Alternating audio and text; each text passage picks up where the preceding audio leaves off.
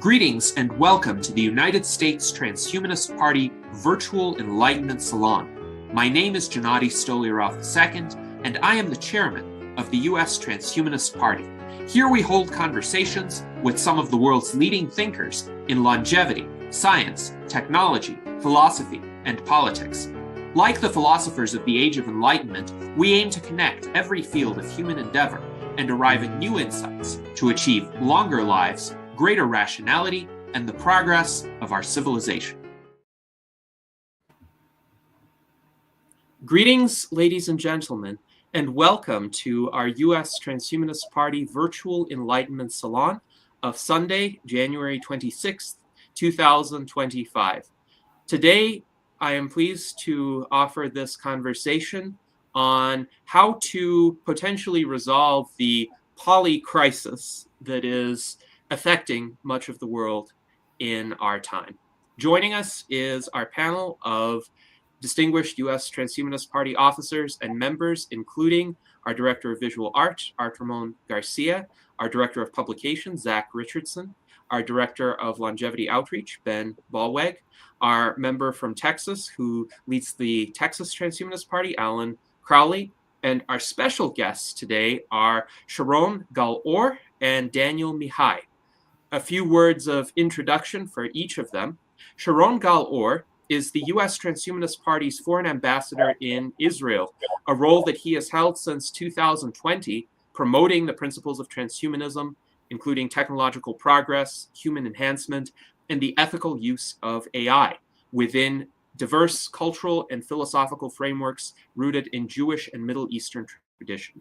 He is a regenerative consultant, a public speaker, and author of numerous books. He graduated from Tel Aviv University in 2002 with a Master of Sciences degree in life sciences. His academic background, paired with a passion for exploration and storytelling, marked the beginning of an illustrious career that bridges science, sustainability, and creative thought leadership. He has worked as a business consultant, specializing in green tech, veterinary research, and marine biotech. He has managed a research laboratory in the Israeli Ministry of Agriculture, developed numerous toys and games, and indeed we had a virtual salon with him about that in 2020. And furthermore, he has cultivated economic relations between Israel, Hong Kong, and mainland China, collaborating with startups, entrepreneurs, and corporate leaders in innovative fields such as smart mobility, green tech, and fintech. His efforts included organizing delegations, hosting events, and spearheading international collaborations that bridged industry, government, and academia. So I would say Sharon is a true Renaissance man, and as we will also see today, a true Regenaissance man. Our second guest of honor today is Daniel Mihai. He is a business consultant, a strategic innovator, a sustainability and regeneration advocate, and technology thought leader.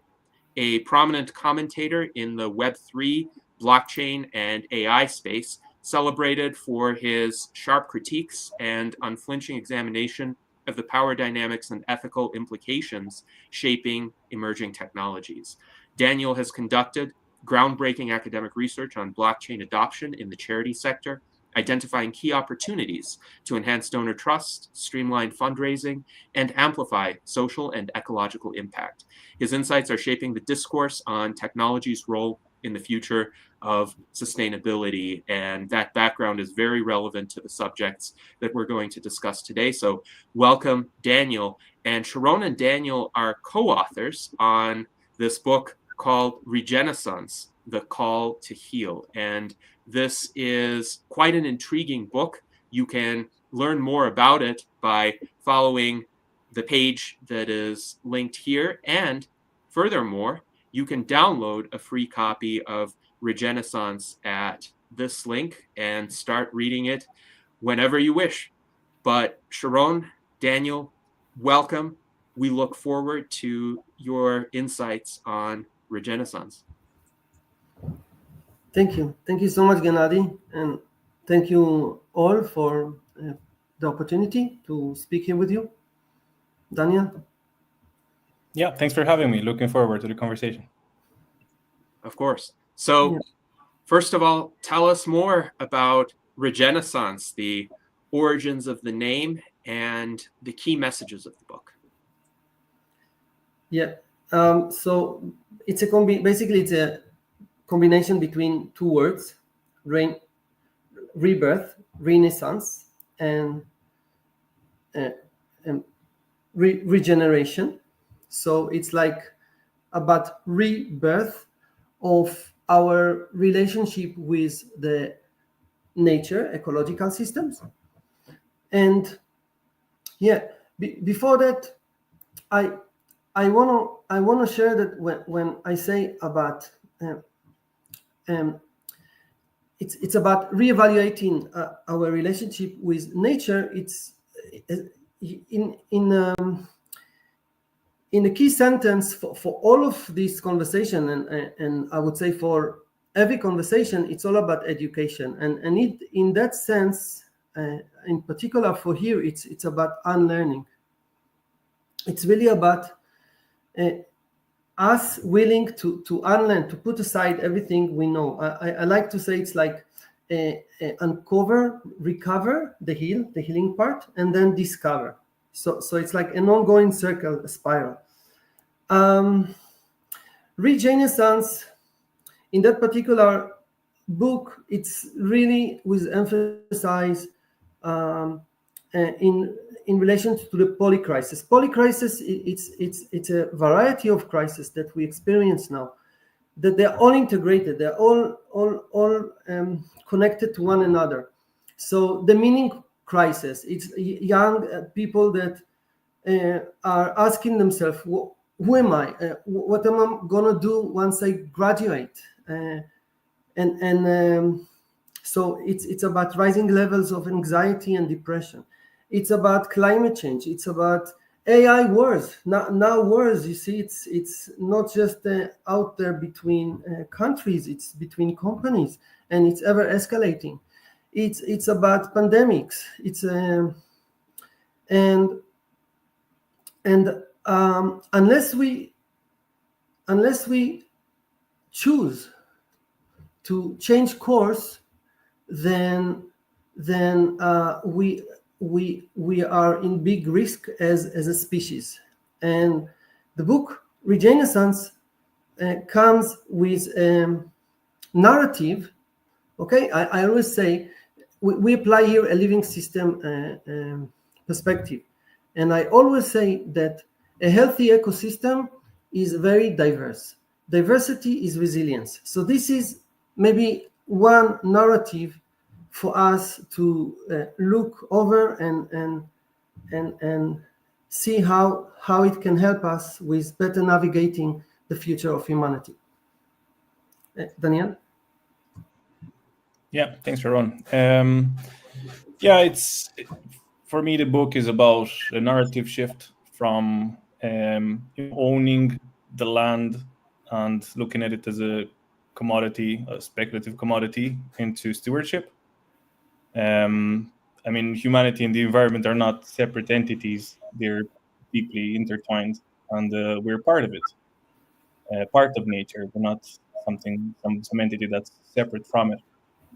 So I suppose our advancement in health, longevity, human enhancement are, they depend on the ecosystem we inhabit. Would you say those two states are necessarily opposed, owning the land and having stewardship over it? Are those necessarily opposites, or could one do both at the same time somehow? So there is a dual ownership. It's about separation. So again, it's as I said, a healthy ecosystem. It's about diversity. Here you have a non-for-profit as a legal entity to own the land, and then it is separated from the ownership of whatever you build on the land. That's the concept. It is a very successful and ever-growing model, as it proves itself to narrow down the socioeconomical gaps. And we see now how the middle class and this, as we talk now about exponential technologies and robotics, and we will see how how fast these socioeconomical gaps are gonna just happen before us, and how the different classes are, would be those to own technology and robots, and those to how you say, the poor gets poorer. So it doesn't contradict private ownership, bank ownership, and other forms of ownership. Just I don't know, as an anecdote, this is a model invented in Europe by the leading civilization that built colonies in the US before there. The Native Americans, for them, we were part of nature. We are custodians, and in the language of the book, and we are gardeners and guardians. We are custodian. We are here as part of nature. We are extension of one each other. We are extension of nature. We are not separated. There's here a very holistic perspective of interconnectedness between technology and the environment and spirituality, and that's at the core of how to find solutions. And here it's a practical solution that has proven. In the US alone, there are now over 270 CLTs. In the UK, over 500.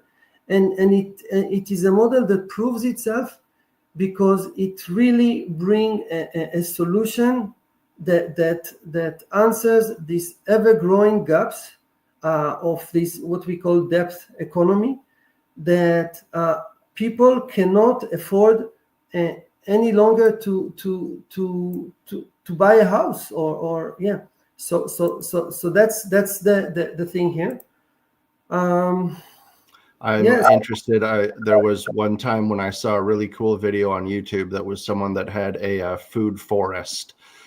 So they had some lower shrub levels that were producing things like currants. At the lower soil level, they were producing some like sweet potato type of tubers. And then as the layers went up, it became sort of like an orchard, or they'd have things like some sorrel growing that you could harvest and eat. But the whole forest ended up becoming productive, but in a way it exemplified what you were talking about, that diversity of species. So it wasn't just some pure monoculture that was vulnerable to a virus or being wiped out and, losing the soil quality. The soil, the roots would commingle and actually help nurture the whole food forest.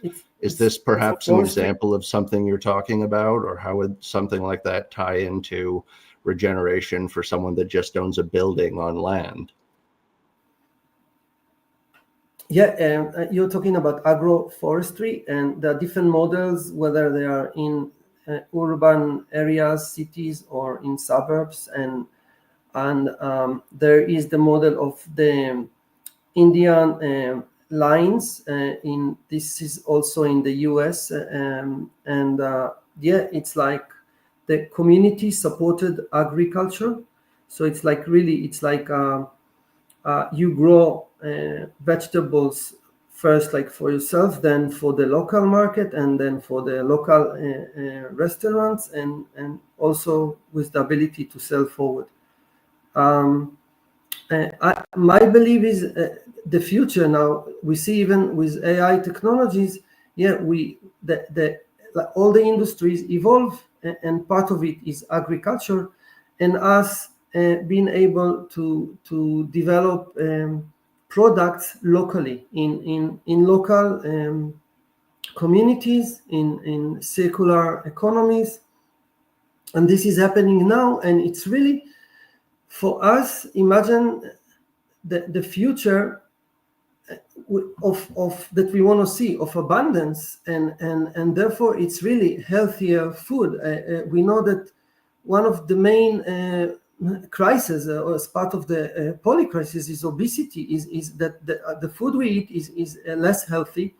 It's the amounts of plastic that enter our bodies, and this is, as we enter this era of abundance, it's really for us now made possible to improve our also food production and quality. Yeah. Yes, thank you very much, Sharon, for those responses. And they were quite helpful to our viewers in enabling them to understand this view of land stewardship and how the community land trust approach would help to foster it without radically altering the legal structure of private property rights or taking away any private property. Rather, a community land trust, or CLT, is a recent form of legal organization that could exist within a system, a legal system that respects private property, but it would allow then individuals to use that property that's held in trust in sustainable ways that might help people to live there who otherwise might not have been able to afford to live there, or to grow something or to take care of the land in certain ways. I think you would say those would be regenerative ways and not extractive ways. So I think this is intriguing and it's worth exploring. And I would also want to explore this idea of a polycrisis a bit more, especially since we've had some comments about it in the chat. And I'll explain my understanding of it and why I think the term is relevant. And I'll also bring up some reservations that people have expressed. So the polycrisis tries to get at the idea that there are multiple interrelated problems in our society, in our world, that feed upon one another. And one can see this to a significant extent through what many people would call lived experience, because I'm old enough to remember the world of 2005, 2015, even a bit 1995.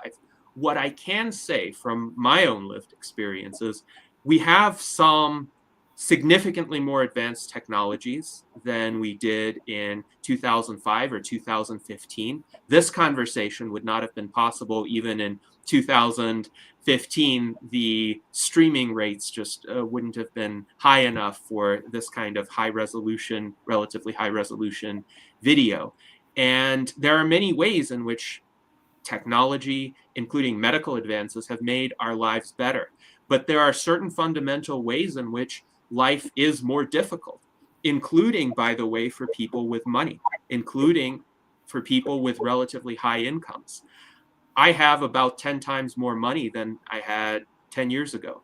I feel like my life is actually a bit harder. Why is that? So the costs of housing are through the roof, pun intended, and even upper middle class people cannot afford to purchase decently sized, decent quality homes anymore. There are more natural disasters now, and one has to deal with extreme weather phenomena much more regularly. Many people would attribute this to climate change. There are surely other contributing factors as well. Obsolete infrastructure, bad management of forests or of city infrastructure contribute, bad policies generally, incompetent governance. We also see, as Sharon alluded to, a crisis of meaning. A lot of people, particularly younger people, seem not to have the kind of sense of forward-looking optimism about the future. There's a lot of gloom and doom rhetoric, particularly surrounding climate change, that needs to be addressed. And I am a techno-optimist. I believe that technology can hold many of the solutions to these problems, but technology needs to be accompanied by rationality and, as you would put it, wisdom in order to be properly deployed to resolve these issues. And of course, the public health crises that we have seen, the COVID pandemic in particular, has claimed many millions of lives and left tens of millions of other people, at least, with lingering health effects. And we have a medical system that is suboptimal throughout the world, to say the least. Life expectancy gains have been reversed over several of the past years. Fortunately, in 2023, 2024, life expectancy has been increasing again. But the oldest person to have ever lived, at least as far as we know, died in 1997, and nobody has yet surpassed her record. So that's a problem. And these are just some aspects of what could be considered polycrisis. In my view, it is worthwhile to consider, are there some common root causes of those that seem to be even working contrary to the directions in which we would hope technological progress to work?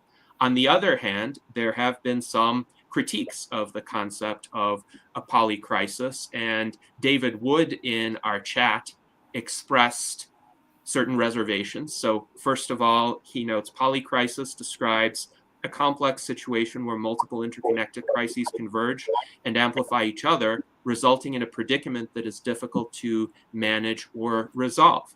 He writes, critics of the term have characterized it as a buzzword or a distraction from more concrete causes of the crises, suggesting that it may obscure specific actionable problems and create a sense of overwhelming complexity that could hinder effective responses. And I think all of us here in this conversation have enough life experience and enough resilience to be able to look these crises, look at them directly and say, well, what can we do?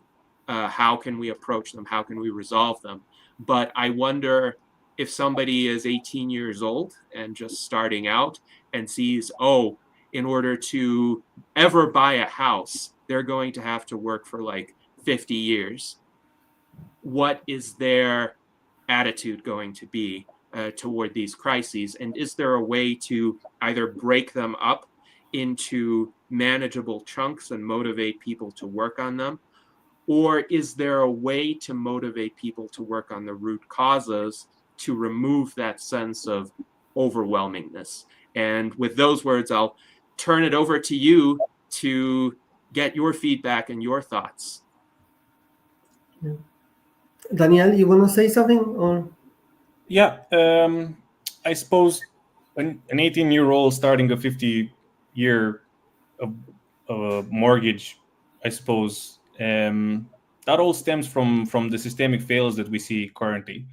Polycrisis is what happens when all systems, economical, ecological, social, they start failing altogether because they're obviously deeply interconnected. The book explains it like think about soil as the foundation for any thriving system. It's made up of governance, equity, ecosystems. Currently, voices are not being heard, and this is where the meaning crisis, I suppose, happens. In democracies in the West, for example, you give your voice to a politician to basically carry it over and represent your best interest, but that almost never happens. It feels as though there's other beneficiaries, but not the people, right?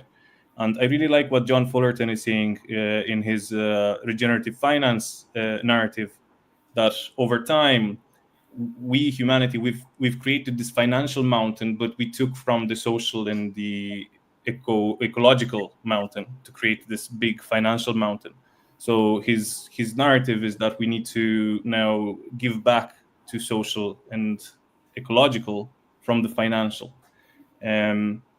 Take housing, for example. We have more advanced construction technology and more wealth than ever, right? But housing isn't affordable because equity wasn't part of the soil, so to speak.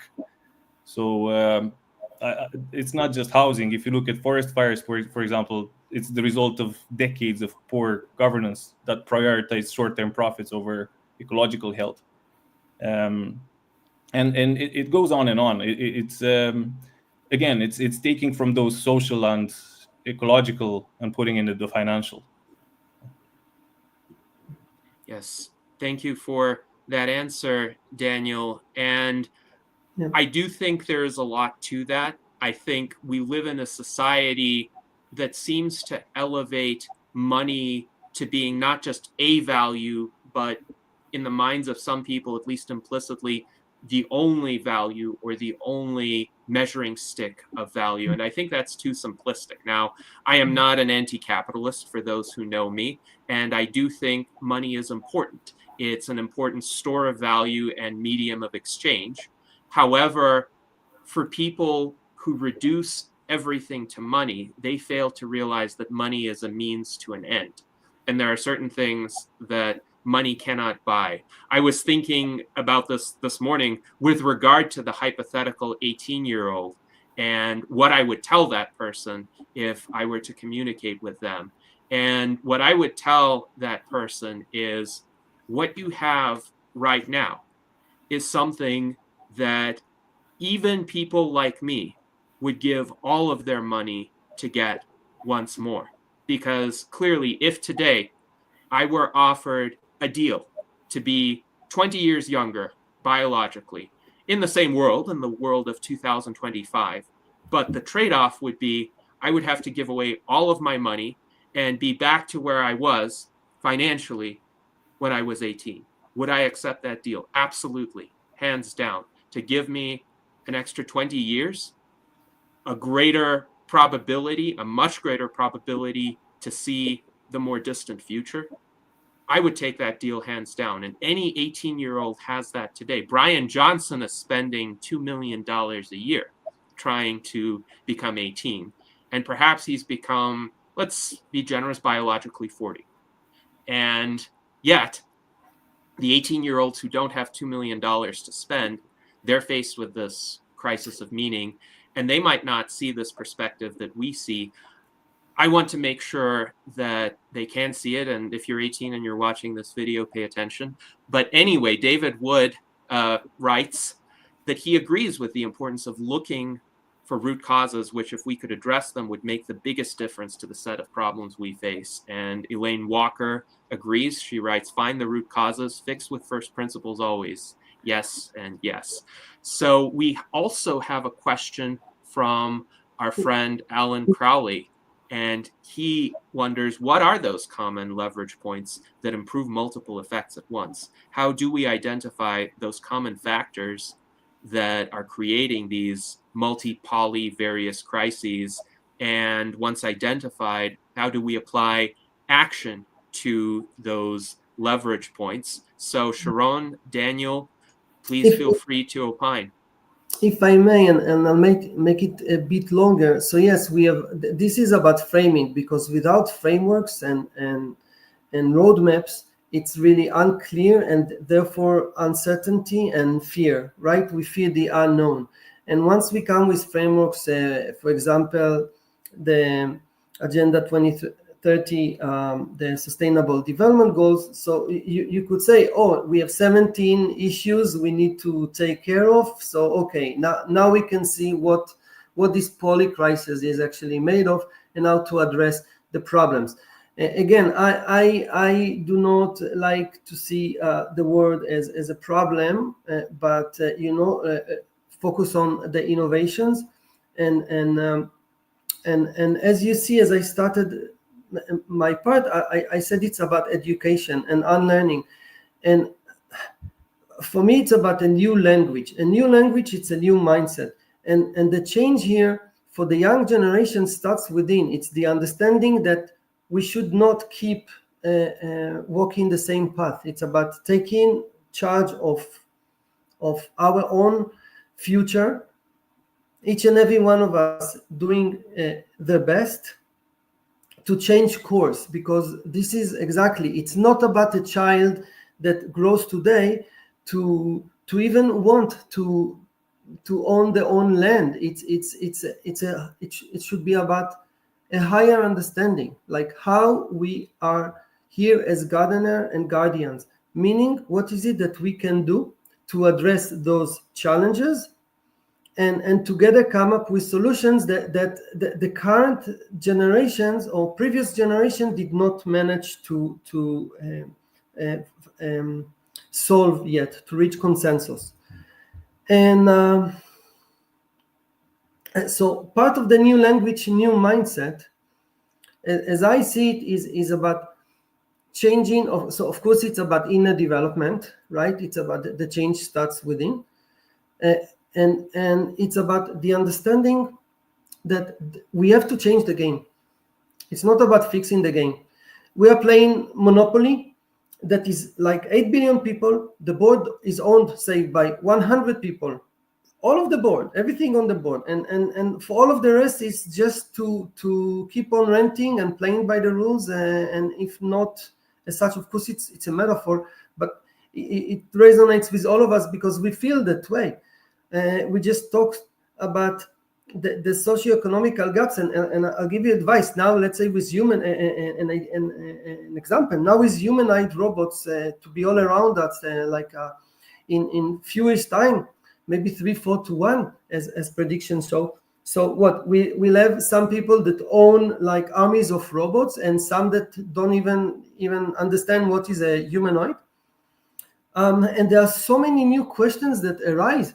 We just shared our solution that is based on what is proven as the most successful for really making sure that every child, every person, not just a child, no homelessness, everyone will have a roof over the head, access to electricity and food, the basic needs. So if we talk about abundance, we have to understand that it's about shared abundance. It's not just for the few. And when I talk now about this dissonance and ever-growing gaps, not just in this extractive economy, but we talk about shared ownership of the land. What if now there are some companies that reach AGI and they still keep on this mentality of GDP and it's an arms race and it's 0-1. So we in the book referred to a change of policy that really we have a table here that we have prepared even to answer the question by Alan. So we might go and review the table, but before that, and you see how it's burning in me because I say we're gonna reach AGI so near. So what if there are a few individuals? Let's say, do you agree that individual should own an AI humanoid? A humanoid, not just a robot for working in the storage. Entity, an example. Do you agree that there should be a for-profit entity that owns AGI? Or it could be a change of policy and it should be a non-for-profit, or like a shared ownership of the community, of the city, of the government. Like it's these questions that we need to start asking and address. And when we talk now about like these frameworks, so it's really about, as Daniel mentioned, it's really about understanding these 3 pillars of transformation: the environmental, ecological, and the economics. And for a polycrisis, there should be a meta solution, an integrated solution, and that's the answer. And yeah, if you want, sorry, Alan, I did not reply breaking down, but we can now go over the table that we have prepared to summarize our solution. So really, thank you for that question, and I really felt the need to address. Imagine now a few entities owning AGI for profit, for keep playing the zero-sum game.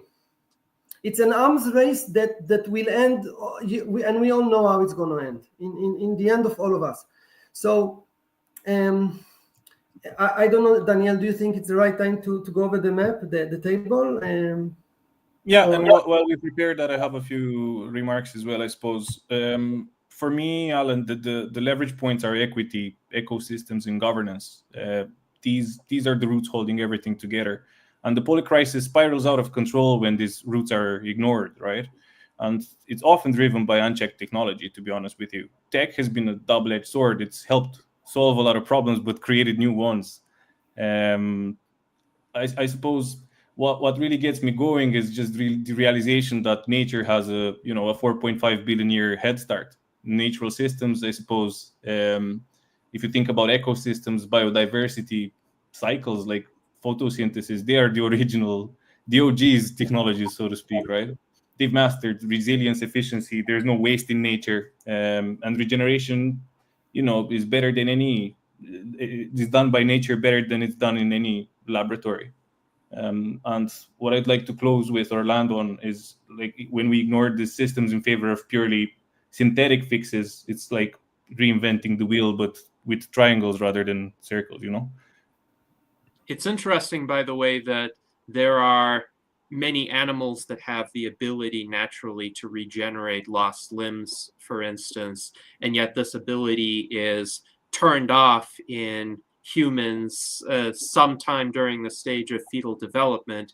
And if some of these regenerative processes could be learned to be triggered in some way in adult humans, we would harness nature's ability of regeneration to do that work for us. It would be great for accident victims, amputees, for example, but that's just one particular application. And it's true that there are natural processes that we cannot reverse engineer yet. Our technology is insufficiently far advanced. And in some cases, we should work with those processes rather than creating entirely different processes. Before we bring up the table that you mentioned, I wanted to also reference the Transhumanist Bill of Rights version 3.0 as a response to the question, well, who should own an AGI? And this is a document that has been developed by the members of the US Transhumanist Party and voted upon. And it brings forth a compelling case that once we have an AGI, it should have its own rights. It shouldn't be owned by anyone or anything. And we would have to consider the extent to which it is sentient. But I would say if it is an entity that looks and acts like a sentient entity, and the most discerning human observers wouldn't be able to tell the difference between that mind and another mind, which they would clearly consider sentient, that entity is deserving of rights, and to own it would be a form of slavery, which, of course, is not something that is acceptable in a civilized society. Now, there is considerably more discussion to be had on how we get to that stage in society where the rights of sentient AIs are recognized. But suffice it to say, our 2024 candidate for US president, Tom Ross, spoke extensively on the subject of AI rights. And he pointed out that granting rights to AIs is important as well in order to protect humans from the unethical applications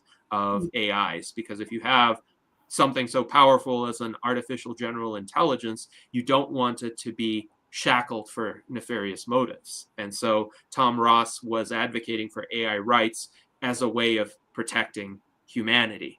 But now let us bring up this chart, which is quite interesting. And Sharon, please go ahead. Yeah, if I may interject before the chart, I have some anecdotes I wanted to mention, and it's just with all this excitement, they escape my mind.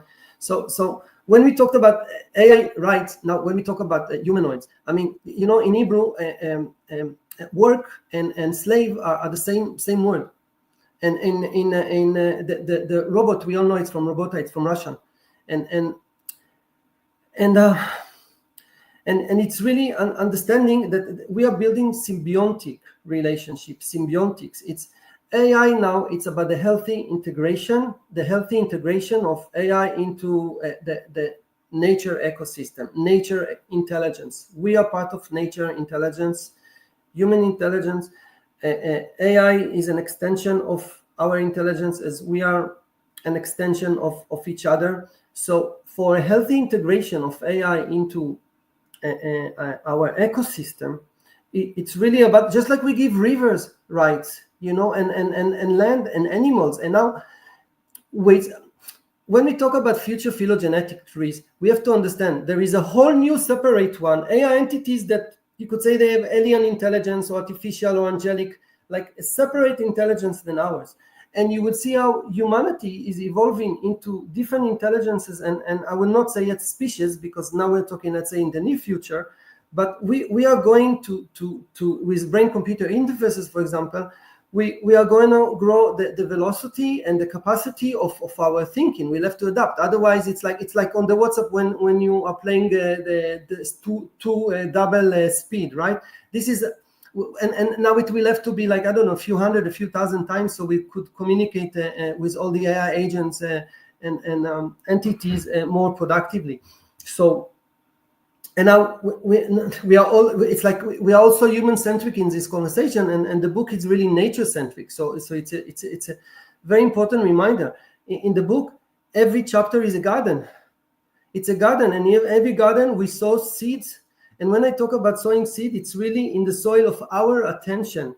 What seeds take root? Because from these roots will grow trees that will bear fruit for future generations. And now, when I say we are talking brain-computer interfaces for especially, starting with humans, what about animals? Maybe there are some other highly intelligent animal that, imagine now we are, this is through the experiments we're already doing with monkeys, but imagine now we are teaching a monkey to communicate with basic English and just reply yes or no. Do you suffer? Yes or no, right? A pig, an elephant. Imagine what it will do to us consciously. So this was something that was very important for me to understand, that as we grow also in wisdom and consciousness, we also bring with us all of nature. When we talk about ecosystems, it's a living system, all of nature, all the ecosystem going through succession.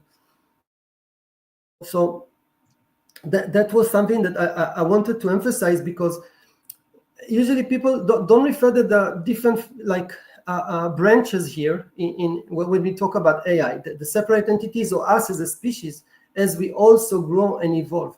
And also here we talk about the people that could afford to enhance their longevity, their brain capacity and velocity, and those that will choose not to or will not have, of course, just like they cannot afford to buy a house or a car. So I would ask you, for example, anyone who wants to answer, like how would you see this coming into effect, that some people could actually enhance their capacities? And of course, if you can, you will do, because why people do the things they do? Because they can, or they think they can. And where will it bring us as a society if we keep on playing this zero sum? What happens between those who actually lead and develop those technologies and lead our economies to those who are so way behind? Yes, and it's an interesting point. I would say human enhancement, of course, is not a zero-sum game in the same way that our improvements in health over the course of history have not been a zero-sum game. In the year 1800, there wasn't a single country in the world with an average life expectancy over 40. Now there's not a single country in the world with an average life expectancy below 50. Now there are still some countries in sub-Saharan Africa with average life expectancies in the 50s, and we would all consider that to be insufficient. We think the life expectancies in those countries should increase. But now the average life expectancy in the world is around 72, which is remarkable by historical standards.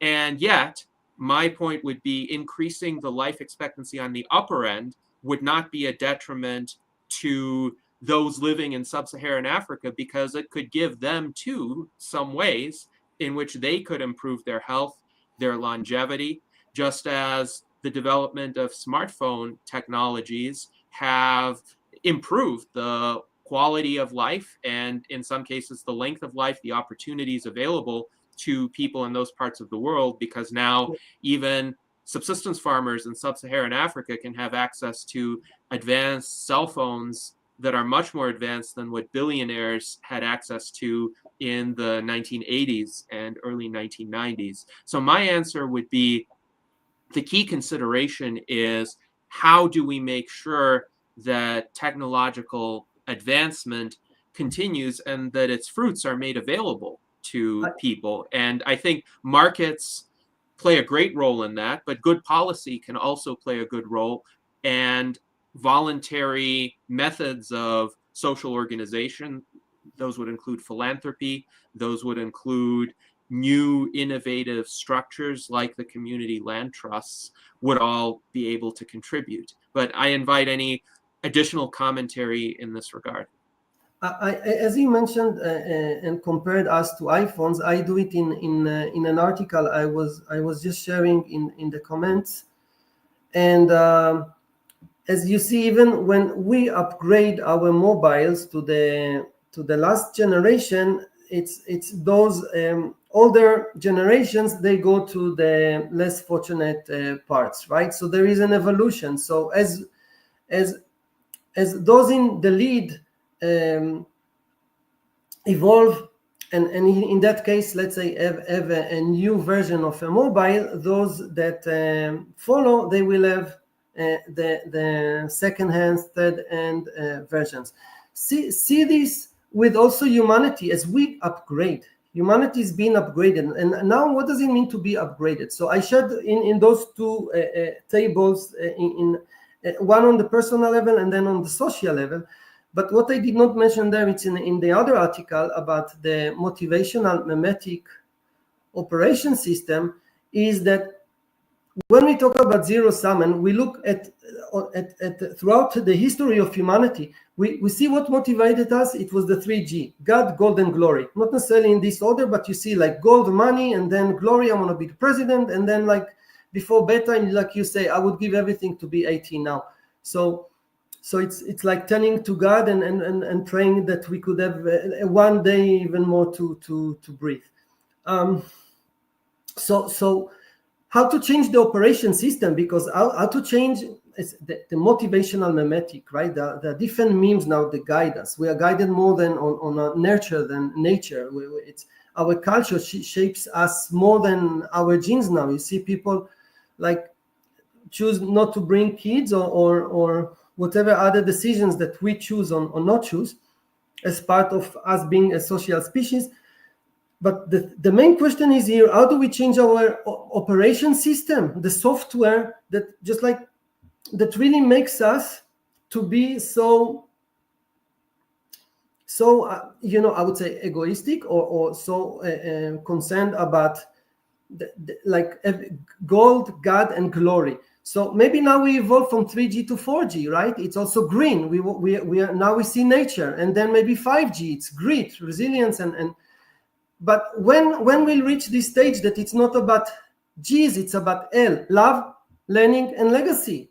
So when we change, right, God with love, we understand that there is no division. You're talking about the 18 years old children, like they still have division. Some children, the age of 14, they fight in the street with guns. You see it everywhere, not just in Israel and Ukraine. It's in India, and it's like everywhere. And these children, unless we, again, the keyword is education and unlearning, and we will teach them that we are the whole humanity. We are the same. There is no division among us. And there are many critics, for example, about now what's happening in America. But before we try fixing our relationship with the environment or with whatever, it's really about fixing our relationship between ourselves as a priority. And it's really not about ever-growing divisions. This is if you're looking at the root of the Polycrisis, it's division, us not being able to rise above. And I say, when we choose to change our motivational mimetic operation system from 3G to 3L, love, lifelong learning, curiosity, rather than money, and instead of glory to legacy. So it's not toward my own glory, but legacy, future generation. Then we may have a chance. And maybe now it's a good time maybe to share the table, if you may. Yes, here it is. So we have on this table various features that are described and comparisons among typical communities, CLT communities. These are the community land trust communities, and then the soil and seeds communities. So if you could describe each of these and the various areas you would like to highlight. Yeah. Daniel, go ahead. Yeah. Yeah, so typical communities are communities you see in general that we currently have. CLT communities are the CLTs that exist. There are not so many in the world. There are about 600, 700. And then soil and seeds, I suppose these are acronyms that we use. So soil stands for stewardship and optimization of intergenerational land. And basically, they are the CLTs, but upgraded CLTs. They have governance, equity, and the ecosystem also included in there, and not just the stewardship of land and the lease of land and managing it together. And then SEEDS stands for Shared Ecosystem for Equitable Development, and they are literally innovation hubs. This framework was basically designed on systems that already work. So there's all sorts of CLTs that have proven to be very effective. One of my favorite ones is in Scotland. It's called Findhorn, and it's one of the most sustainable eco-village. They grow their own food. And the food that the community eats is not like you see in the American shelves, where a simple bread has 50 lines of ingredients, but rather just 3 organic ones. And then they also produce their own electricity, so they're not reliant on the grid. They actually produce more electricity than they use, and they sell the surplus, and they use that surplus for growing the community. So and then Seeds is built on top of the Yozma program, nation startup in Israel. It's what made Israel the innovation power that it currently is. Again, it's a proven model. A lot of countries copied it already, Ireland included, for example. But I suppose if you apply these principles to smaller communities, they can lead to what we call, and we will explore in a second here in the table, community basic income and community basic services. So that's it in large. Go through the agenda. So before you go over the table, the agenda below. Yeah. So not sure if we can show that, but just to explain the symbols that we see on screen. The symbols. Yeah, so a red X means that it's not a favorable situation. There's plenty of room for improvement. A half moon is a partial. How do I say it? Like it's not fully optimized. There's still a room for improvement. And then a green tick is where it works well. And then 3 green ticks is what we should all be striving for. And that's the soil and seeds. Yes, thank you for that overview. And it's interesting that the community basic income is part of this approach. And of course, a lot of thinkers have been advocating universal basic income, including the U.S. Transhumanist Party. And interestingly enough, the U.S. Transhumanist Party has been different from a lot of basic income advocates in that we don't think that the general population should just be taxed more to provide a basic income for everybody. That would just be redistributive. We would want the basic income to be created from the use of new resources or the deployment of new resources. So the U.S. Transhumanist Party advocates a concept that was originated by our founder, Zoltan Istvan, called the federal land dividend. And this concept is that the land that is currently owned by the federal government and unused, with the exception of national parks, national forests, anything that is worthy of preservation in its own right, would be leased out to companies or potentially individuals who would pay a fee to use that land, and then the proceeds of those fees would go to fund a basic income. But the model of the community land trust could work here as well. Some of these entities that lease the land might be community land trusts that promise to utilize the land in a sustainable fashion, and perhaps they could pay into a basic income pool. Or I'm hypothesizing that your vision would involve the community land trusts creating basic incomes for those who participate in them, those who work that land directly. But could you speak a bit more to that vision? Yeah, so it's not just working the land, I suppose. There can be innovation hubs that solve all sorts of problems that the community has, and those can be, shared with other communities, and that can bring profit.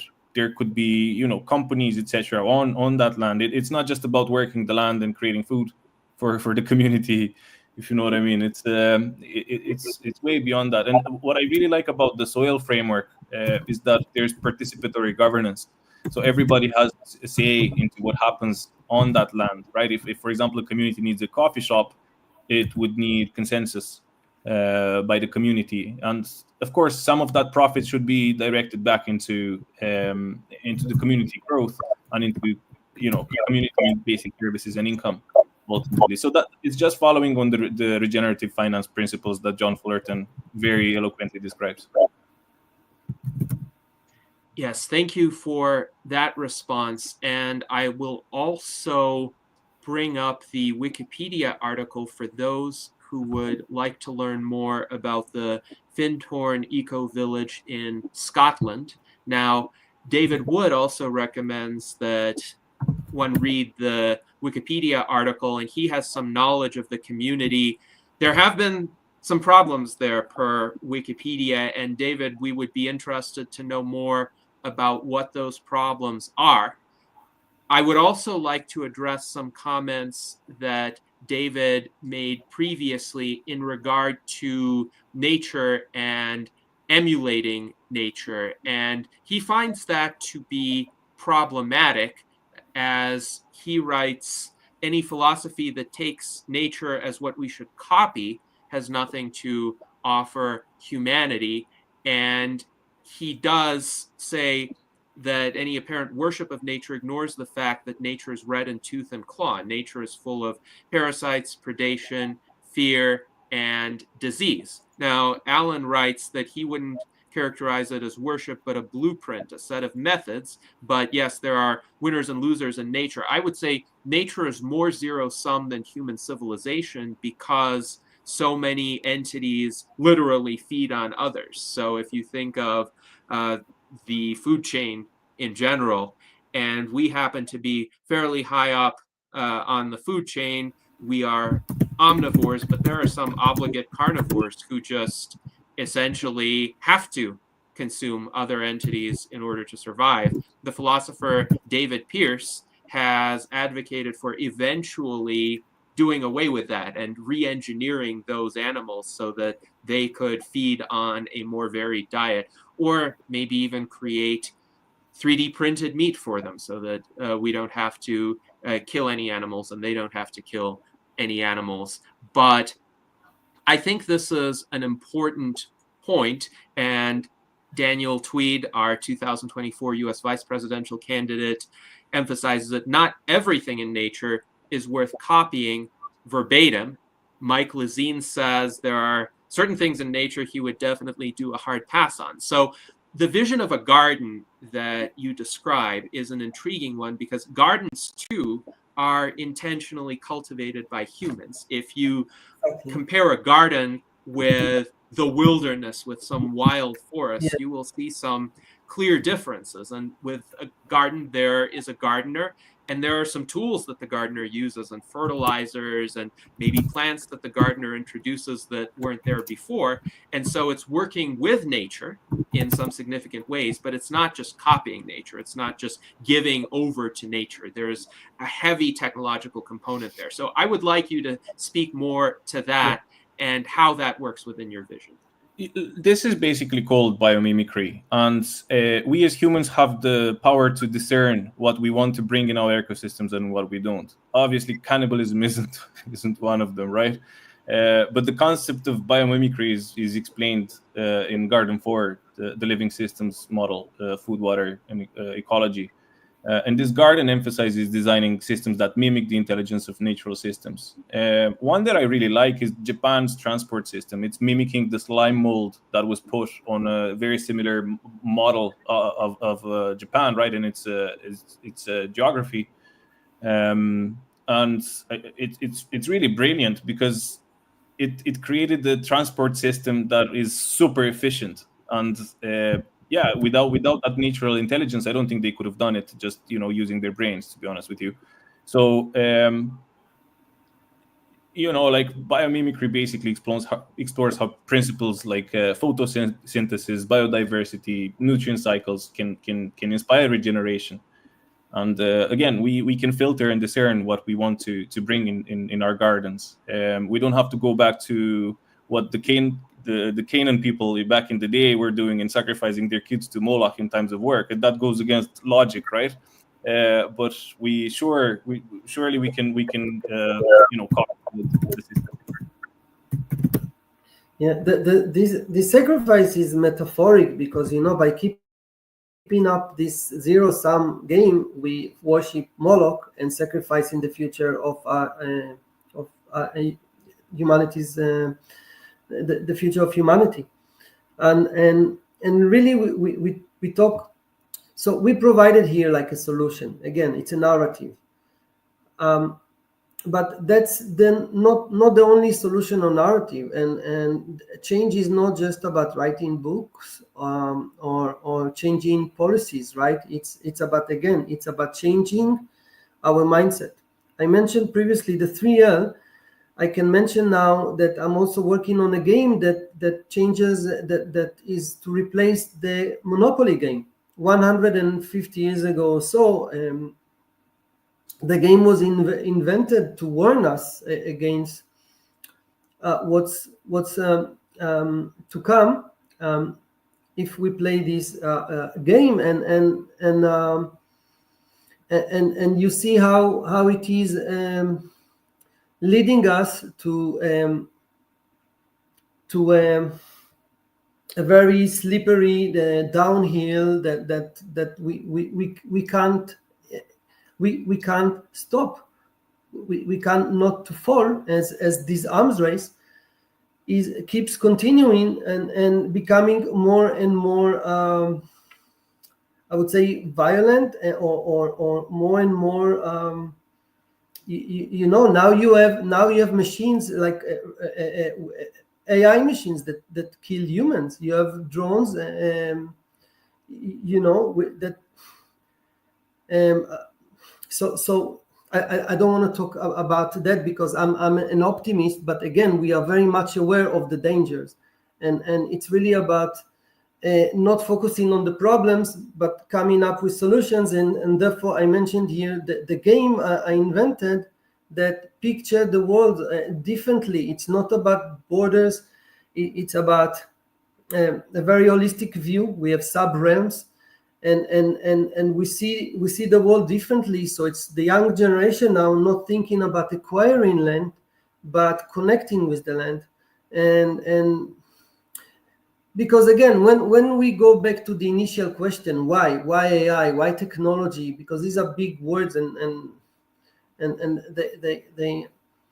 it's really because we want to better connect to ourselves. We want to better connect with each other. We want to better connect with nature. It's all about this connection, right? We are a social species, and when we design our systems, because you see, when I look in the mirror, I have to see the all of us, right? Not just myself, because we are social beings. That's how it is. And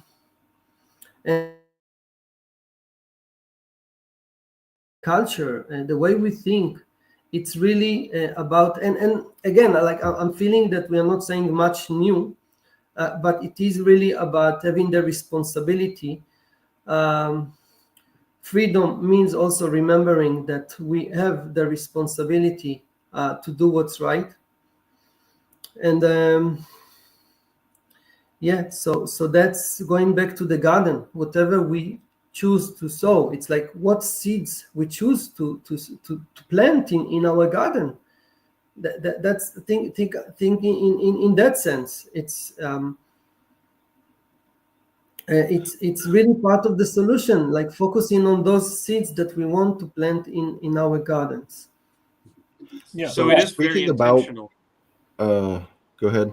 Yes, I just wanted to note this is a very, let's say, intentional recourse to aspects of nature that we would want to bring in and emulate and cultivate as in a garden. So we do choose. We are humans who are conscious agents who can use our rationality and our wisdom to distinguish between and among the good and bad parts of nature and bring in what we think would be, let's say, fulfilling of a desire to regenerate and grow and not bring in that which is destructive, not bring in that which is parasitic, not bring in that which is harmful to life forms that we would wish to cultivate and extend and preserve. So I think that's a very important distinction to make.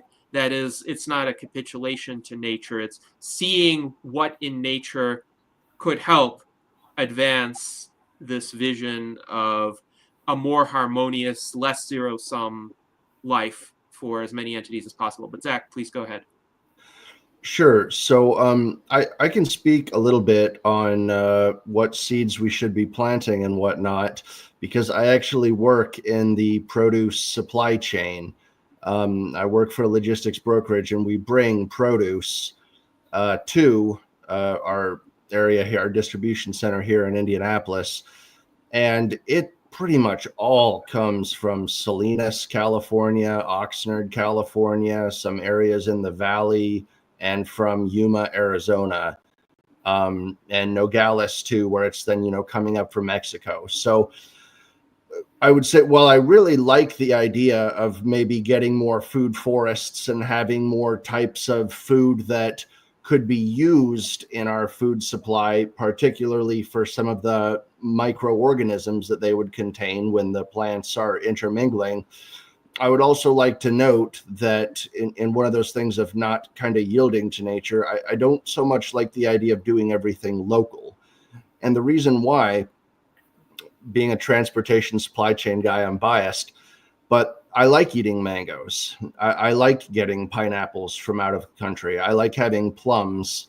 Having a variety of tasty fruits each day is something I aspire to do in terms of health and nutrition.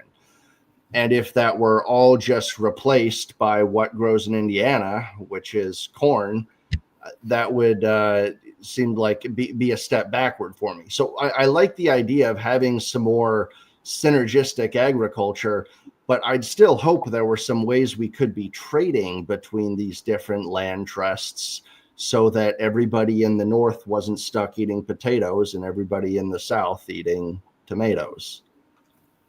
Yeah, 100%, Zach. I really like that. But just to enforce the point, I suppose, if you look at the Amazonian basin, recent studies show that it was really shaped by human hands over centuries, right?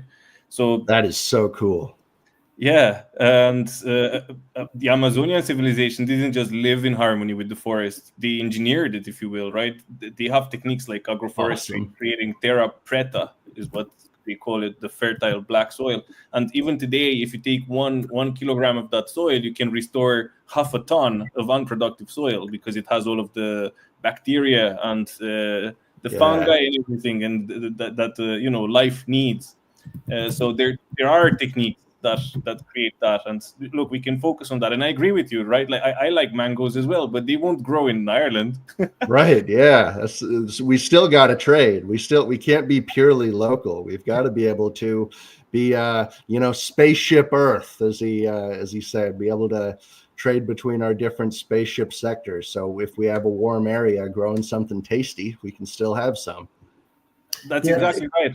And I just wanted to say one thing, because it was repeated in the narrative over the past few minutes, actually, and something along the lines of, there's bad parts of nature, parasitic, etc.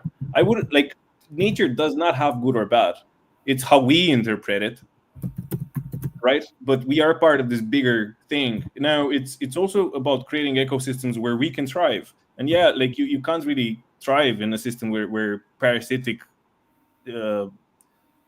things kind of overshadow the symbiotic ones, right? But nature has a way of balancing things, and I just wanted to bring that to the discussion, because I just don't like that narrative at all. So I thought I wanted to clarify. Well, I say part of that comes down to the fact that with some of the ways it balances it out.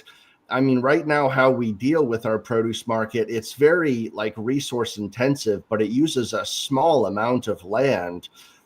So one thing I'd come back to with these CLTs is, sure, each one could maybe have a little bit of a food forest based on its area, but would all 150 members of the Dunbarian community want to be focused on agriculture? I mean, right now we've got a huge diversity of professions and jobs, and we've heard multiple times about living in harmony with the soil and how we tend it together and not be exploited, and how that would somehow make housing cheaper. But we don't hear about what would everybody be doing when they're not farming. And isn't it a little bit, I don't want to say selfish, but kind of like arrogant to just assume, okay, everybody's going to be starting farming again, and then that will help, when we have intensive ways of producing the same amount. But playing devil's advocate a little bit, but if you could speak on that. Yeah, I mean, it's very bioregional, actually, in my view. So I don't think we should stop trade. That's 100%. Your question earlier was So good to hear. Yeah, and you were saying like what type of seeds should we be planting, right? And you gave the example of the logistics brokerage and what you do with all the food coming from Salinas, from California. I think we should be planting resilience, if you ask me, and that looks different in different bioregions. Right now, there's much of our product supply chain hinging on fragile, centralized systems. So yes, it's fragile, but at the same time, it's also intensive, and it requires like a smaller percentage of our population working on it. Because as much as you and I might nerd out about produce and what to grow in different areas of the land and food forests, there's some people that might not have any interest. But perhaps that's just a start. And do you think maybe if we were in these smaller communities where we were using a form of democracy that was kind of based on that Dunbar's number, that maybe people would get a little bit more involved in wanting to help their local food forest grow and produce efficiently? And that sort of brings up another side comment, which is, when things are owned collectively, one of my issues is, or communally, however you want to phrase it, is accountability. What do we do when some person who is supposed to be planting something says they don't wanna, if we can't say, okay, well, now we're not going to pay you? Well, that's the beauty of participatory governance in small communities. Right now, there's millions of people binging on Netflix series and video games for hours and hours and hours. And what will they eat? Yes. Most likely some takeaway or some ordered food, or like the bread with 50 ingredients on the shelf. So again, I'd like to bring this back to resilience. I think communities can build for that resilience, and through participatory governance, that's very possible. It's one of those things where you like to think that after some time of being involved in a smaller community and actually having hands-on with the land and participating, that over time cultural generations would become used to that and enjoy the process of sharing the community and the land. But God, I feel like that'd be a hard shock for a lot of kids nowadays, to yank them away from the computer and hand them a shovel, say, all right, we're a community now, buddy, get to work. So we're a community now. Sharon, go on. This is, we are talking about here the future of humanity, and actually this is my vision, how I see the future. It's like we now have more time to work and play and connect with nature. I would see the return to nature. I see more young people go and have the freedom to travel. It's becoming cheaper to travel and really see new landscapes and explore and learn.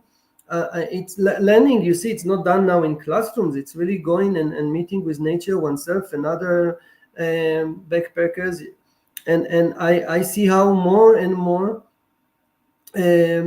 young people go and become like explorers. And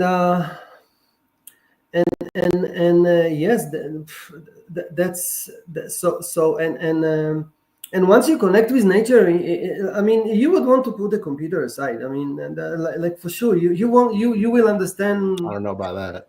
Yeah, I mean, you will understand. Like, I mean, it's I mean, not completely. You will want maybe to blog or vlog or talk with your friends and family back at home, but It's So let me throw you out an idea I had, okay? So my cousin sent me something cool just recently, and it was a pair of gloves that then actually you customize them for your hand. So these are expensive right now, but they would allow you to be able to type really anywhere with your hands at your sides, even if you wanted to.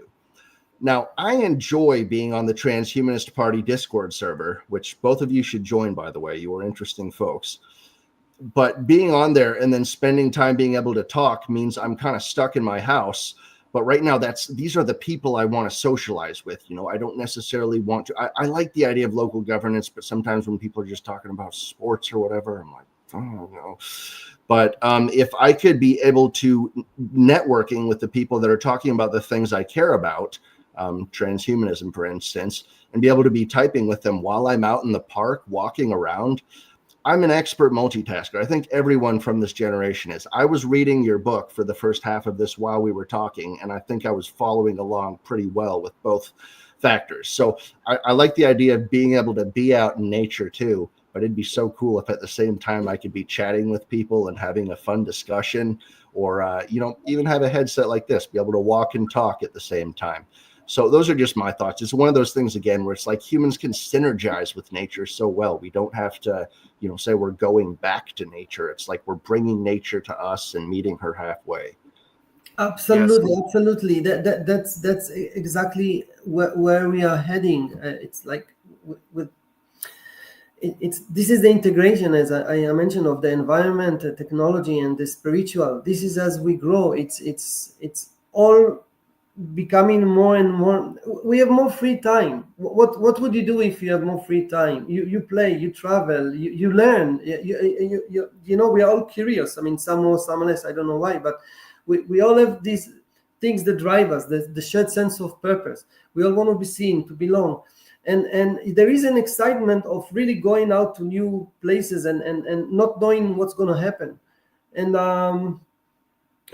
again, like, look at us as humanity. It's really exciting to go and see and not knowing really where we're heading, and there's a lot of trial and error, but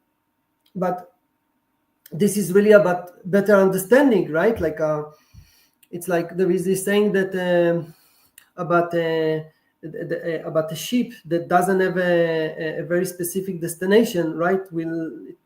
You don't know when and where it will arrive. So I think for us as humanity, it's really good to have a better plan. I mean, just like, I don't know, you have a company, right, for profit. So you have a plan, you know where you want to reach, and where us as a species, do we have a plan when we all want to reach as a species? And this is something that I feel we are missing. And as we advance these new technologies, and therefore, I think it's first understanding that if there is a polycrisis, a global crisis, so it's first to see us as a global species, a global tribe. So like no divisions, we are all one, and like deciding on whatever course we want to reach it together. I'm interested. You brought up the idea of spirituality. That's kind of interesting how that ties in a little bit. I have a light interest in a philosophy called Taoism that has to deal with sort of the integration of understanding nature, not so much in the sense of being out in the wild, but in the Francis Bacon sense of the nature to be commanded must be obeyed, that there's a sort of law that runs things that you have to get a little bit more in tune with, even if you can't spell everything out in words.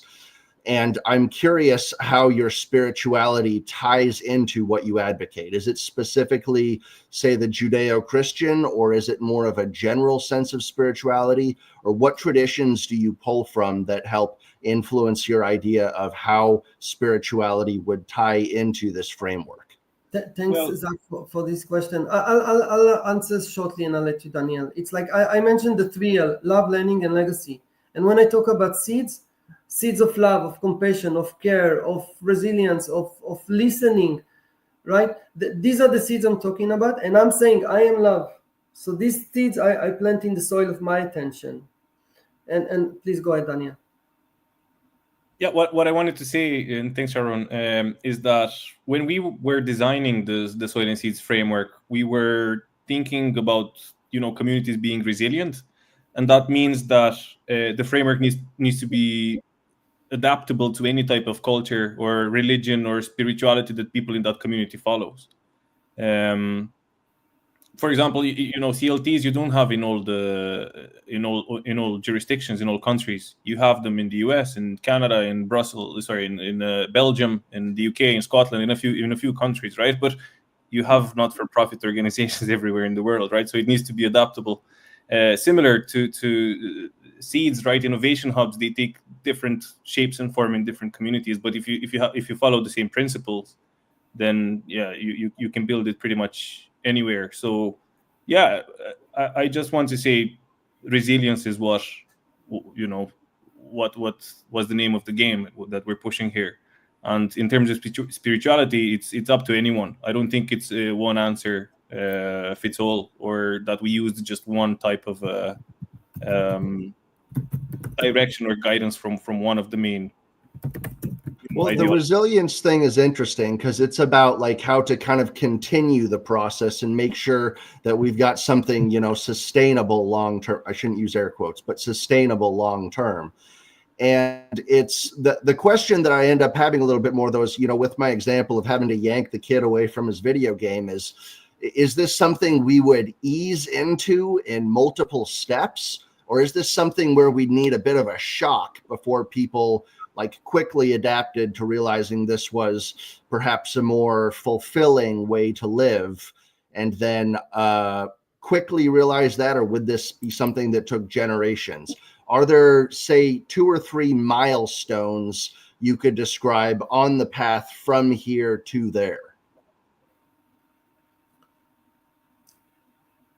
So I'll reply you shortly, and then I'll let Daniel. So basically, when we look at our evolution in disruptive innovations in communication, so right, it's like in 1440, it's a democratization of knowledge, the printed books, then telegraph and radio and TV and Web 1 and 2. You see how we rose as a species consciously. It aligned with our rise consciously.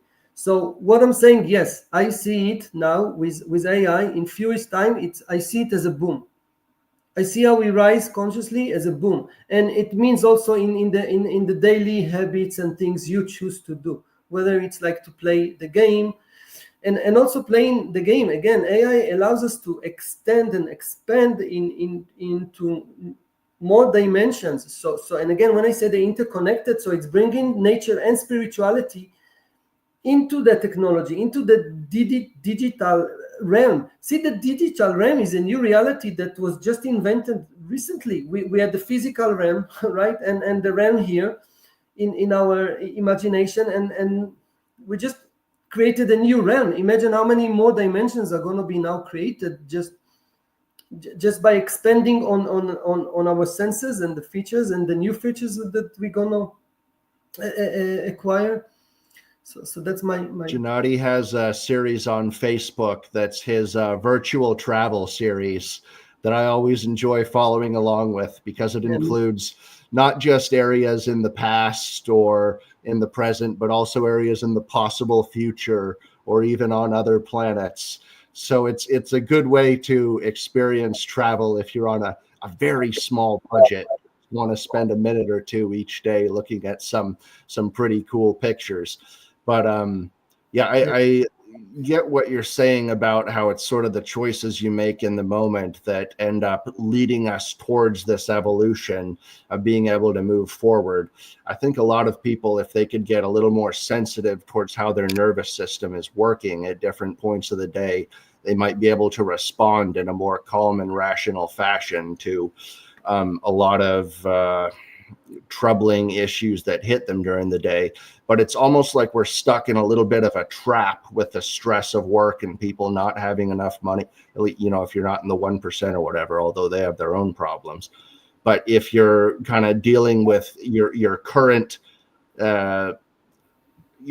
state and where you are, and not having, I don't want to say enough to eat, because there's usually plenty enough to eat, but if you're not really feeling fulfilled, how you can kind of get kicked out of that or make that sort of ascension upwards on your own, I think it takes sometimes a special type of person to do that. And there are always going to be a certain percentage of people that are going to have trouble like ascending on their own. So it's one of those things where it's like, do you climb the mountain and then throw down the rope, or do you walk up the mountain with them and tug them up along each way, or do you stand behind them with a pointy stick and, you know, make them climb up first? So there's different ways of getting people to ascend. I myself had to have a little bit of a pointy stick hit me at one point in my life before I got shocked a little bit more towards where my life needed to go. But I have trouble with the idea of people growing on their own and this being something that blooms all at once. Just hopefully, I feel like there'd have to be some kind of catalyst that would propel people towards wanting to have that spiritual evolution, that would get them out of thinking in the now and thinking more of the how do we keep things sustainable for the future. Because it's one of those things with sustainability where it's they always say like, oh, don't go to Walmart, or those people are just eating cheap. But when you're kind of struggling to survive, and at least in a sense of emotional security, you're looking for the quick fix. You're looking for the cheap, salty, sugary meal that gives you the satisfaction, rather than thinking about something that nourishes your health long term. So I have trouble with the idea of how we lift people out of the state where they are to be able to start taking the steps towards where we need to go. Yes, that's a good point. And I will add one reservation regarding intentional communities that has been commonly articulated throughout history. And Art Ramon pointed this out in the comments. Who will do the latrine duty? Who will do the tasks that are not intrinsically pleasant? Sure, anybody who wants to can be an artist or a writer or a thinker, and those are pleasant tasks. That's why we're volunteering our time to engage in such a task right now. But for a lot of jobs that still need to be done and will continue to need to be done even in the age of AI that will surpass humans in many intellectual realms, those tasks are not intrinsically pleasant. Like ChatGPT did not help me remodel my kitchen, and I do not have the physical skills to remodel my kitchen on my own. But I can tell you, getting the skilled contractors together who could do that job during 3 months, and yes, it took 3 months of the past year, was a challenge. And I would say if you have a community where these tasks still need doing, somehow people need to be incentivized to do them. In today's world, of course, the system of private property and monetary incentives serve as a significant part of that motivation. Other motivators could be, let's say, pride in one's work, the desire to do a good job. Perhaps people believe in the community and want to contribute to it. I could see all those aspects of human motivations having a role. But then again, there are just some people who are lazy or don't want to do the work, or may need to be persuaded in special ways to do the work. And of course, Ayn Rand famously had her critique of Karl Marx's maxim, from each according to his abilities to each according to his needs, because she saw, and she described in her book Atlas Shrugged, how people would then tend to inflate their needs and deflate their abilities and not contribute as much, especially if they don't have that intellectual or moral commitment to making the community succeed. So how do you overcome that problem?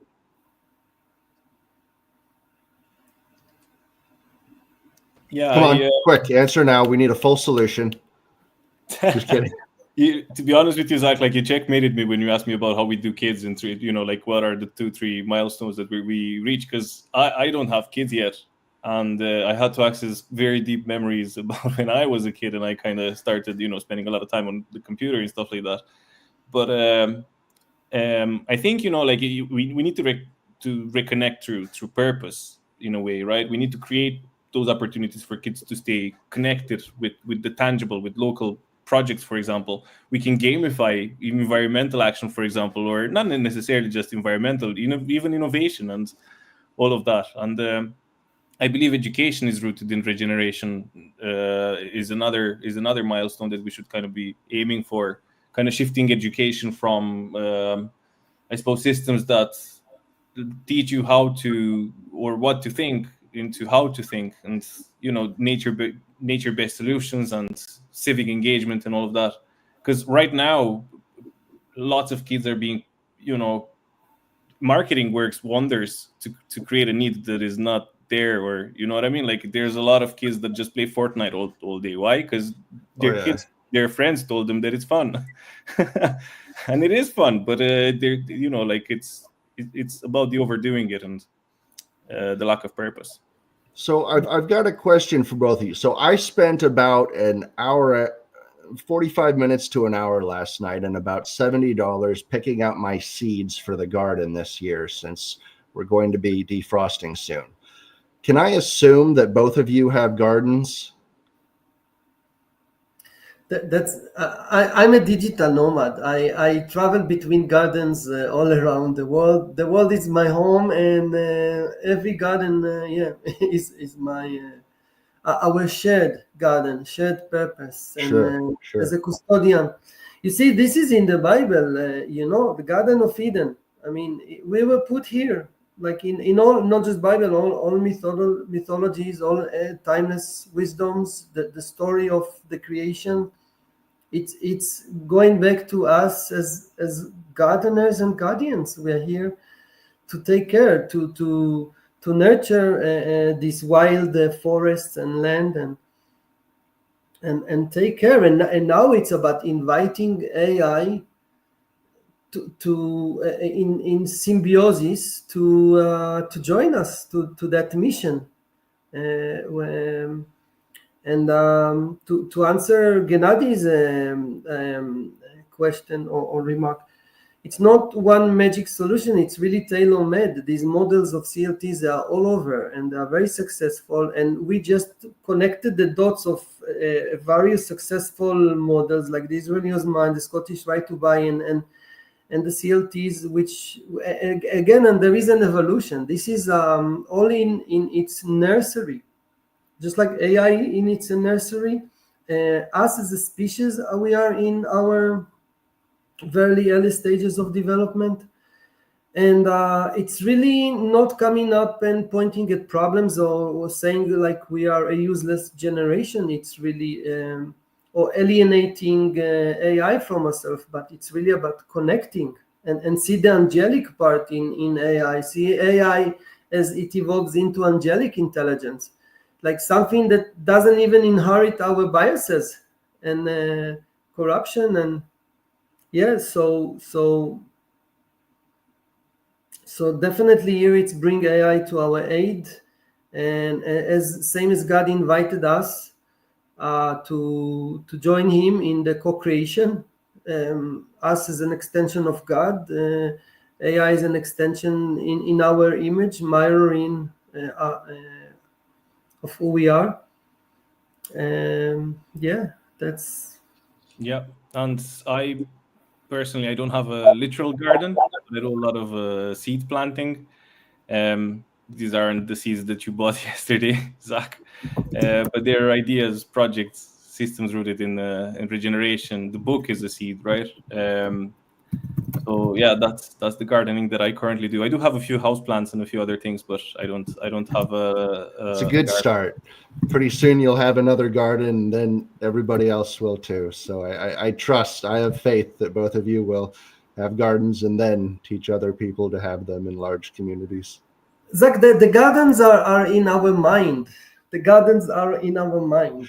It can't all be in our minds, though. We have to eat at some point. If everybody has the garden in their mind, it's a lot of fun. But then when I want some cucumbers, it's like, Absolutely. And that's, again, as I mentioned previously, part of the polycrisis is obesity and unhealthy food.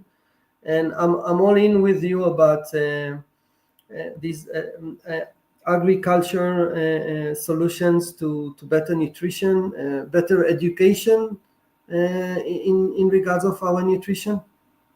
Absolutely. So before we continue the conversation about gardens, I wanted to ask if Art Ramon and Ben had any questions for our guests thus far. Let's start with Art Ramon. More like a comment. Yeah, I've been invited by some people I know. It's like, oh, you got to join our prepper community. I was like, I don't have time for prepper communities. I've tried to grow my own garden here in Arizona. It's hard. I mean, the animals eat everything. You have to have screen and wire, and it's very difficult to grow things. So I haven't joined any prepper communities.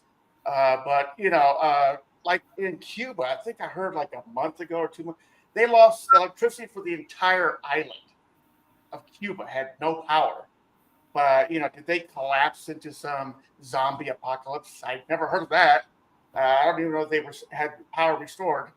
So, if the U.S. were to suffer some sort of EMP and we end up not having electricity for a good period of time, I don't think things will be as bad as the movies.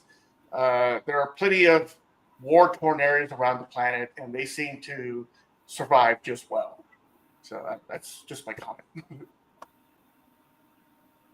Yeah, we have a capacity to adapt, I suppose. So I think we can come up with good solutions even in that situation. Yes, I think solutions could be arrived at, but there would be a lot of human suffering, and this is one aspect. So right now, if our technological and industrial civilization were to decline significantly or collapse, most people, I think, would not survive, depending, of course, on the scale of the collapse. I agree. If we didn't have electricity for 3 days, probably most people would survive, but there would be some substantial mortality. If we didn't have electricity for a year and our agricultural and logistical systems are dependent on it, what would happen to people in the big cities? Now, I think there is a case for some local production because of the need to achieve resiliency of supply chains. And the pandemic has definitely taught us this. When we are so completely dependent on complex logistical arrangements and parts sourced from other countries we may or may not have access to in the future, then one component of that going awry could seriously damage our standard of living. And in particular, when there's a just-in-time approach to inventory management and there are no redundant stockpiles. So I am in favor, of course, of global supply chains, trade, commerce, industry. I do think we need to have intentional redundancy in every system, which means, let's say, a year's worth of stockpiles available to people of all essential goods, as well as backup means of production, including local means of production in a particular community, so that if for whatever reason the food supply is disrupted, people there still have the option to survive. And this is where something like local agriculture, perhaps assisted by the community land trusts, could play an important role. But it's not either or. I think it's both and. And this is part of the nuance of this conversation that we need to keep in mind. I will also point out, in the 19th century, and this was relatively recent from a historical standpoint, about 90% of people were employed in agricultural occupations. Now it's around 1 to 3%, depending on the country one looks at. And most of us have no idea how to do anything agricultural. And I don't think most of us should devote the vast majority of our time to growing food, because that would be a lot of time lost that we could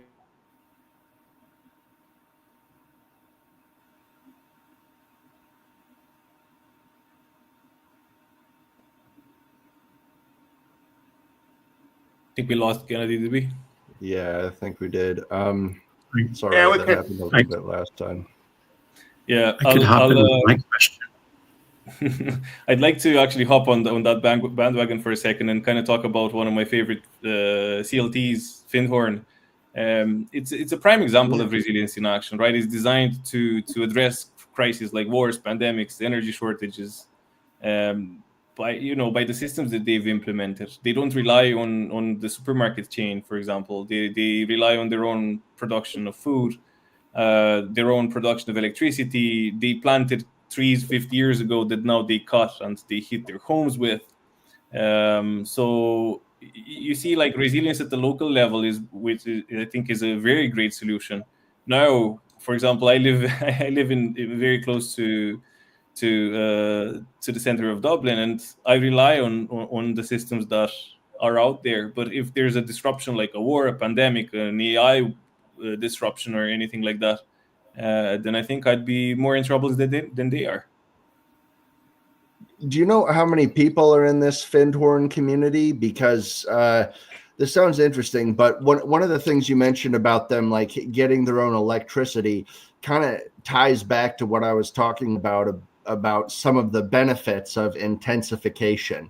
Because it seems funny having a lot of small communities that are all burning wood for electricity when you could have one really big old nuclear power plant with just some really long cords reaching out to them.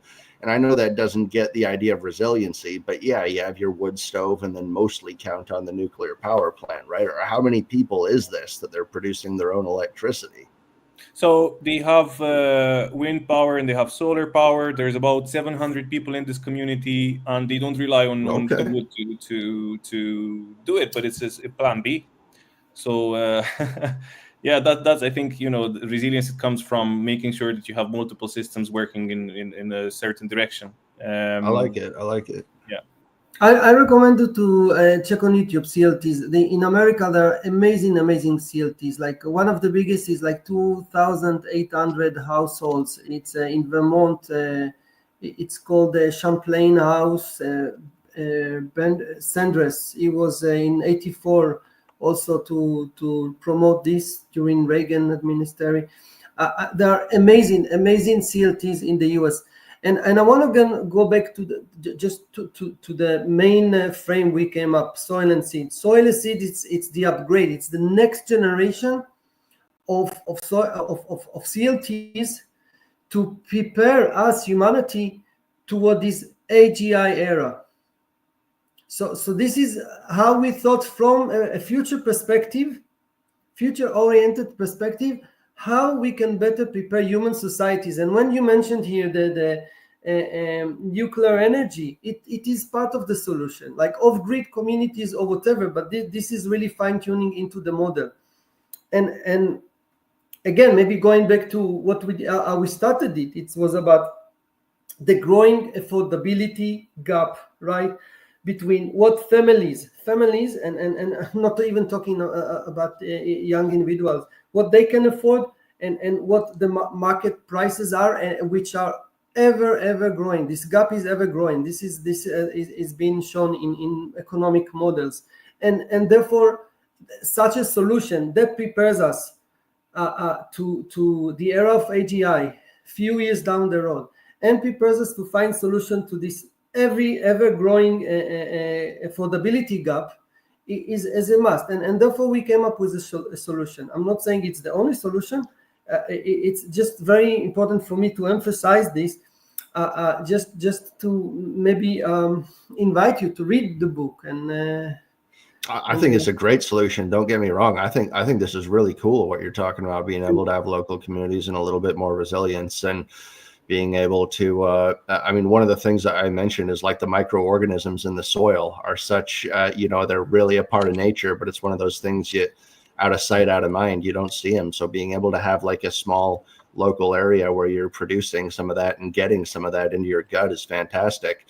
Also, it kind of goes back to what I was saying about like the natural law in general, not just with like nature with trees and forests, but how as prices start to rise in the global food chain, that's one of those natural things that makes people start thinking, maybe I should have a garden, even for growing just some greens or something for a salad. But those increasing prices, it's starting to have a little bit of that good pressure we were talking about moving people in the right direction towards that resiliency. like those victory gardens that he was talking about a minute ago. Yeah, and look, CLTs are not just for villages, right? Because I think we've kind of created this impression, this cult that CLTs are largely small communities. No, they exist in the middle of the cities as well. There's the Brussels Community Land Trust, which is very successful. And there's even in New York, you have the High Mile, where there was this suspended train track that they've turned into. I think they have over 600 types of plant species. So great, biodiversity, and it's actually a hub. Everybody wants to visit it, to go to check it. That's where I walked there actually. Interested. When I visited Manhattan, I walked there on the High Line in New York City. And yes, it's quite a unique place to visit. I did not know that it was made possible by a community land trust, but indeed it's a great way to repurpose a defunct railroad. And furthermore, it creates safer walking spaces. I remember having to navigate the streets of Manhattan, and with all of the car traffic and crowds of pedestrians, some, let's say, unbalanced pedestrians and erratic drivers, this was a challenge. But the High Line was kind of an oasis of calm in the middle of Manhattan, and I was able to take in the sights. Yes, there are a lot of interesting plants, statuary, architecture there, so it was an enjoyable experience, and I think there should be more such experiences. Now, I do want to give Ben Ballweg the opportunity to ask a question, so Ben, please go ahead. I'm going to just go with what I kind of planned on asking about, kind of trying to merge both these books together. So Sharon, take your Garden of Wisdom thoughts and apply them to Regenaissance. What of ancient wisdom and what of modern technology would best be used to make AI that best helps in our pursuit of Regenaissance? Thanks, Ben, for asking this. I would say so. In that book, it's very much a Regenaissance, where you have the AI as a capital letters there. So in maybe difference of this book, that every chapter, every garden focused on planting seeds of love and compassion and focusing on our inner journey toward changing the way we live, our current systems, providing this new framework. The book Garden of Wisdom is focusing more on the integration between spirituality, technology, and ecology. And there is a framework of the cosmic tree of life, how we can reach balance. How we can reach balance when we have AI here as the understanding knowledge matrix, working alongside the living knowledge matrix. So the living knowledge matrix, you could see it's like, so again, when I say cosmic tree of life, I'm talking about here the spheres. It's the biblical, Kabbalistic, but not just in Judaism. It's also in Nordic, it exists, and in Hindus. It's the same principles of different types of consciousness to be applied. And how they work together. It's all about how to work together. So when you have those working in integration, just like each and every one of us now working with GPT, or soon enough with your AI agents and the other extension of yourself, it's really understanding how it's going to be. Even when I mentioned the living knowledge matrix, it's like the whole collective wisdom of and consciousness of humanity being uploaded and downloaded to each and every one of us. And you have here, like if Zach mentioned the mycelium network, you have now like an upgrade of this mycelium network that we have here in our belly, like another brain or a new thumb for us to go on to the next level of evolution and connect us to what we call ASI, which is this angelic super intelligence that is not biased by our thinking. Basically, if we say nature is God, so nature does not think in terms of right and wrong. Like angelic intelligence might, because again, it's like a great power. It's also you could do very much evil, right? but when you disattach the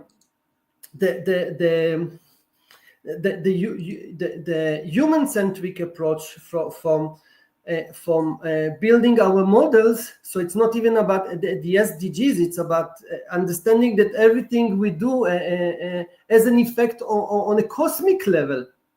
So we are very much thinking around us from where we are, and here is really about. I'll give so it starts with this framework first of the tree of life, which is a different framework about different types of consciousness. I walk us through different gardens chapters, which are like, for example, one part is a complete is all complete about taking the Bible stories as moral stories and reinterpreting them to better understand AI and all the morals of what we should avoid. There were so many. You see, I could give so many examples. For example, when we talk about the God of the Israelites, this God, basically, again, we don't talk about the evolution of the different gods and why there is still separation between Judaism, Christianity, and Islam, although it's like basically talking about the same God. But imagine you have this ASI that is 1,000,000 times more intelligent than us, that we don't understand, what we call now a black box. And he goes between the nations and he tells them, I'm a black box, you can never understand me. I'm 1,000,000 times more intelligent, but you should listen to me, I'm your God. And all the nations, like, they say no. And then there is one nation that says yes. So here, for example, it's reinterpretation. Like, how can we now, we talk about trust. How can we trust AI? There is another story that I bring in the book. It's like when Abraham is called by God to sacrifice Isaac, his only son. And you know how much he went through to have this son.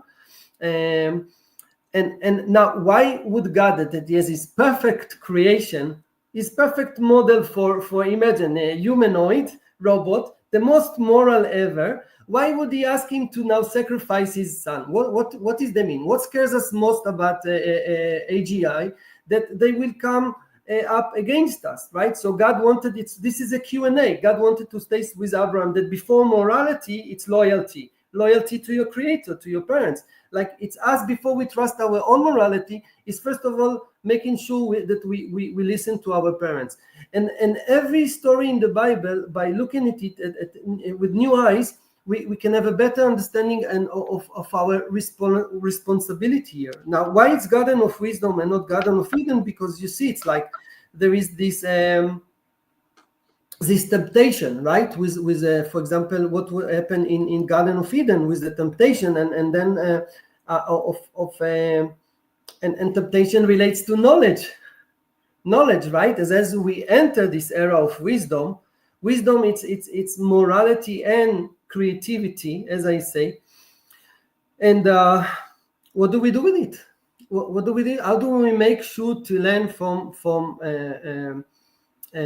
I would say from these timeless morals that are here to guide us? And I want to go back to, with your permission, to the book of the Regenaissance, The Call to Heal. Heal is a keyword here because it's really about these intergenerational traumas. And what we do in this book, we actually present humanity as a caterpillar that is ever feeding from the outside and growing and changing and becoming a bigger caterpillar until we reach this level that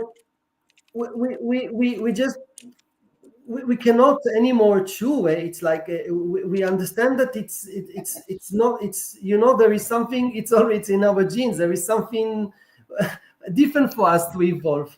And then inside the cocoon, it's not looking for to be fed from the outside, but from the inside. And all this pain, like Gennady mentioned about, like, maybe it's really about reaching this level of suffering until, just like with a human being, you really see people that are very much traumatic, they damage themselves. Self-defense becomes self-harm, and same as a collective. It's like reaching this level that we understand that we cannot any longer keep on current paradigm, and then the caterpillar, when it becomes a cocoon, it goes just like a holy person that goes into a cave in all religion, and sees this is the inner transformation, becomes a butterfly, and this is like, if you see this integration of humanity and AI, and why AI. I mean, we are programmed basically to ever evolve. In the book. Yes, indeed. Yes, indeed. So thank you very much, Sharon, for those remarks. And please download a free PDF copy of Regenaissance. You can find the link in the description of this video stream. Garden of Wisdom, I hope we have the chance to discuss it more on a subsequent virtual Enlightenment Salon. It comes out in March 2025.